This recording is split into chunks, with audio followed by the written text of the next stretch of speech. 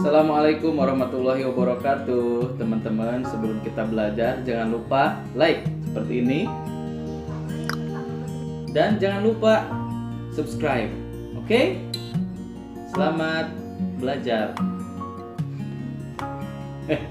Subscribe-nya belum.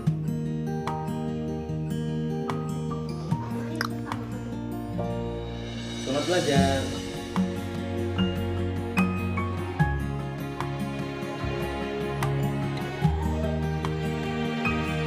Kelas 5 tema 1. Mari belajar Quran surat At-Tin. Assalamualaikum warahmatullahi wabarakatuh. Pesan atau makna kandungan surat At-Tin.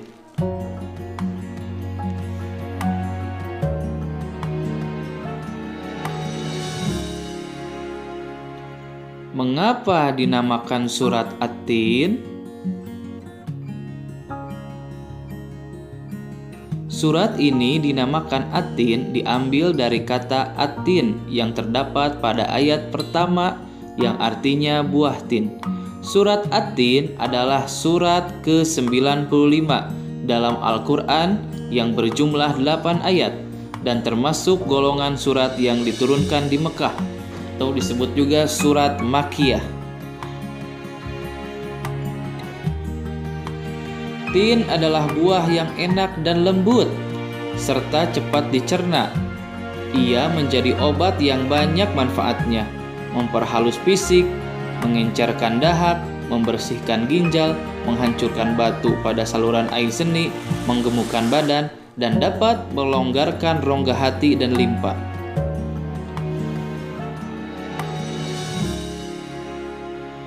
Zaitun adalah buah yang memiliki keistimewaan karena kandungan minyaknya yang berlimpah, sehingga dapat dipergunakan di daerah yang kurang memiliki minyak.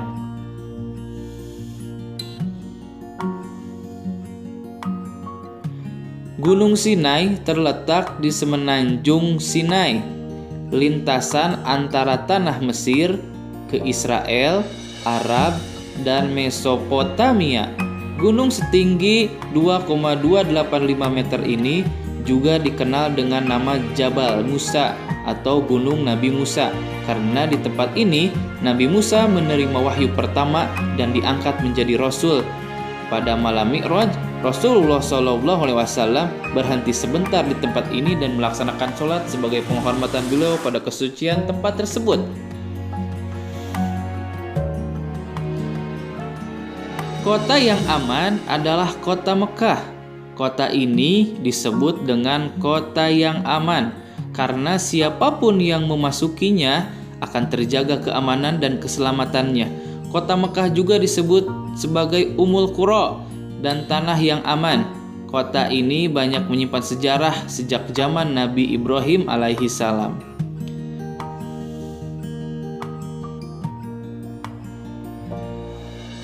Allah Subhanahu wa Ta'ala menjadikan manusia dalam sebaik-baiknya bentuk.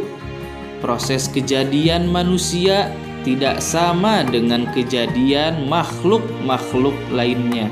Manusia memiliki akal, jasmani, rohani, dan nafsu. Anggota tubuh manusia serasi dan seimbang sehingga nampak indah, cantik, dan memudahkan untuk melakukan kegiatan. Sedangkan hewan hanya memiliki jasmani dan nafsu saja.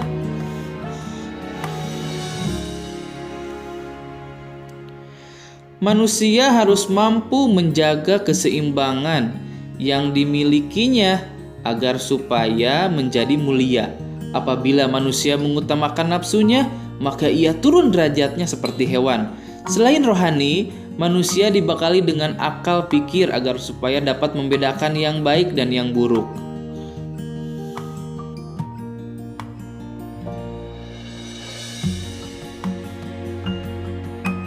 Allah Subhanahu wa Ta'ala mengingatkan manusia, sekalipun mereka sempurna, tetapi dapat turun derajatnya menjadi hina karena pengetahuan, sikap, dan perilakunya apabila telah keluar dari aturan yang telah ditetapkan oleh Allah Subhanahu wa Ta'ala melalui Rasul-Nya.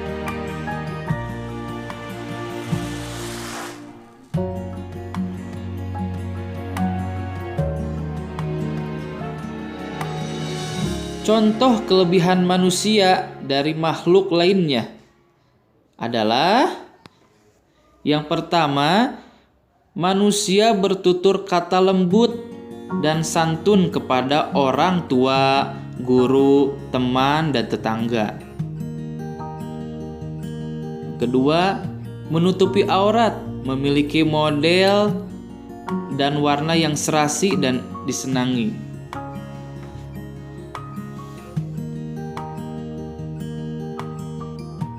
Yang ketiga, mengkonsumsi makanan dan minuman halal dan bergizi sesuai dengan seleranya masing-masing. Yang keempat, berkumpul dan bersilaturahmi sesama teman dengan baik dan tidak menyakiti. Berbeda dengan hewan, hewan tidak seperti manusia. Menggunakan anggota tubuh sesuai fungsinya terhadap hal-hal yang dibolehkan agama.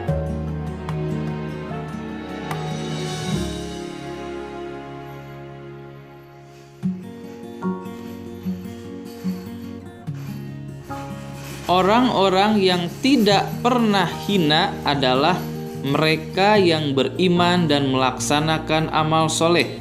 Orang yang demikian itu akan selamat dari kehinaan dunia dan akhirat.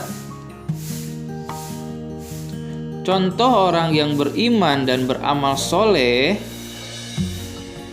seperti rajin beribadah, tentunya beribadah kepada Allah Subhanahu wa Ta'ala. Yang kedua, gemar bersedekah, membantu orang yang lemah, menolong orang yang kesulitan, dan tentunya dengan ikhlas.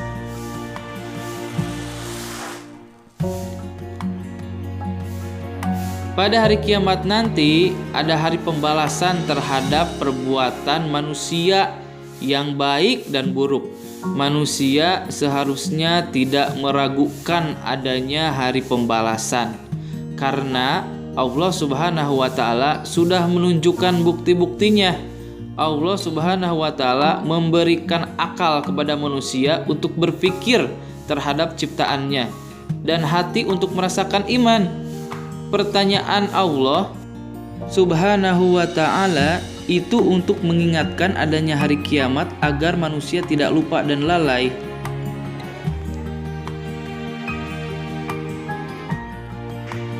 Allah Subhanahu wa Ta'ala adalah yang maha mengetahui, sebagus-bagus pencipta dan pengatur segala urusan. Allah Subhanahu wa Ta'ala yang memberi keputusan atas segala persoalan. Tiada perbuatan walaupun sekecil ataupun yang dapat terlepas dari pengadilannya. Pengadilan Allah Subhanahu wa Ta'ala adalah sebaik-baiknya perbuatan keputusan. Allah Subhanahu wa Ta'ala Maha Pengasih kepada hambanya. Ia senantiasa mengingatkan agar manusia tidak lupa diri. Jika ternyata manusia masih melakukan dosa, maka karena keadilannya manusia akan menanggung akibat dan pembalasan atas dosanya itu. Allah Subhanahu wa Ta'ala juga telah menyiapkan kenikmatan bagi orang yang menjalankan syariatnya. Ada surga, ada neraka. Surga bagi yang menjalankan perintah Allah, neraka bagi yang orang yang berbuat dosa atau tidak menjalankan perintah Allah. Assalamualaikum warahmatullahi wabarakatuh.